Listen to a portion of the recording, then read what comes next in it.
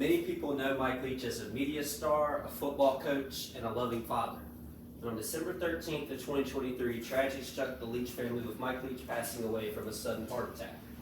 According to Alfred Parrish, and remember Mike Leach as a great football coach, Leach was so many things it seems unfair to label him as a football coach, but it was just a successful part of his life and how he paid the bills around his house.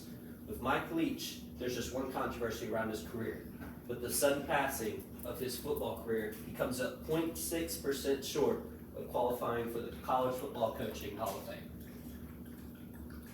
Mike Leach, college football's most beloved icon, might not qualify for the Coaching Hall of Fame. Mike Leach is simply the most innovative coach to ever walk into the SEC. Mike Leach uses an offense that spreads out defenses using 5 receivers and no tight ends.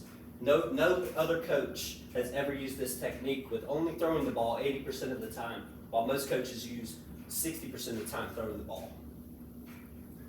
Mike Leach missed the threshold for the Coaching Hall of Fame by less than 1% at 0.6%. According to Charles Cook and Farewell Mike Leach was starting to get his stride at Mississippi State. He just led the Bulldogs to their first 9-win season in over 5 years. If Mike Leach would have just won 7 games the next 2 years, he would have easily qualified for the College Football Coaching Hall of Fame. Some people say Leach was the biggest people person they ever met. He would sit around and talk to people for hours and hours, which is relevant to when you look at some of his predecessors that came out of his coaching tree.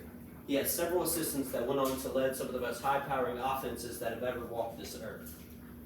His first predecessor is a guy named Lincoln Riley.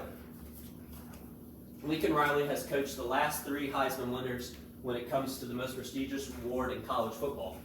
The last one just set the passing record using all of Mike Leach's concepts that Lincoln Riley learned while he was a quarterback under Mike Leach. Lincoln Riley at Mike Leach's memorial says that Mike Leach simply saved his life.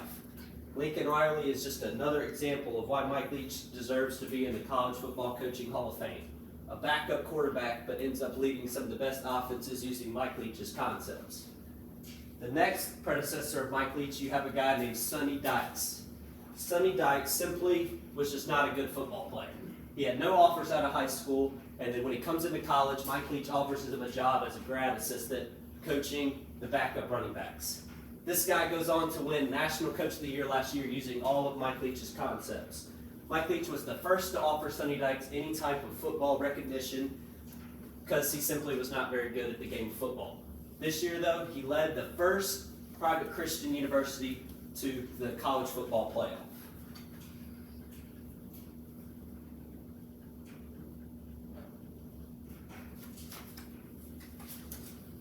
According to Austin Murphy in The Second to Spread, if it wasn't for Mike Leach, teams wouldn't throw the ball near as much as they do today.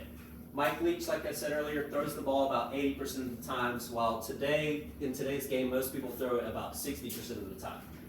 According to Theo Lawson, and he really did make a big splash in football, he says, there are very few teams that when you turn on football today, that you don't see concepts that Mike Leach invented on film. With being one of the most innovative and trailblazers for college football, you would think Mike Leach deserves a spot in the Hall of Fame. According to Jeff Gordon, and Mike Leach carved his own path. He took college football from a very conservative offensive approach where coaches were scared to make a mistake. Anytime you turned on a college football game with Mike Leach coaching, teams would be going for it on 4th down. Anytime it was under 4th and 4, Mike Leach would consider it almost 3rd and 1. And according to Charles Cook and Farewell Mike Leach was just getting his stride at Mississippi State. Like I said earlier, if Mike Leach would have just won 7 games the next 2 years, he definitely would have qualified for the Coaching Hall of Fame. While Mike Leach will be remembered for his offense, his impact on the media side of football also was the reason he is a legend of the game.